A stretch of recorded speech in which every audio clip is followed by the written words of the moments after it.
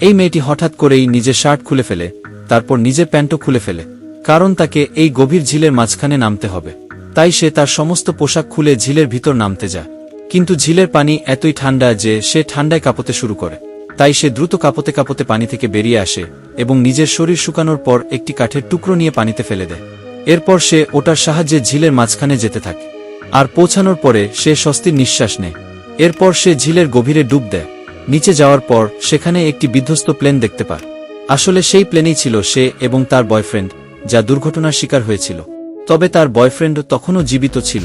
তাই সে তাকে বাইরে বের করার জন্য সব রকম চেষ্টা করে, কিন্তু সে তাকে বাঁচাতে পারে না।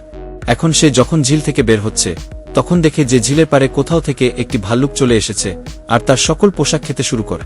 এরপর সে চিৎকার করে ভাল্লুকটিকে তাড়ানোর চেষ্টা করে, আর ভাল্লুক চলে যায়। তারপর মেয়েটি তীরে এসে পৌঁছায়। কিন্তু মেয়েটি এখন এই অবস্থায় এই জঙ্গল থেকে সে কিভাবে বের হয় তা জানতে হলে পরবর্তী পর্বের জন্য সাবস্ক্রাইব করে রাখুন।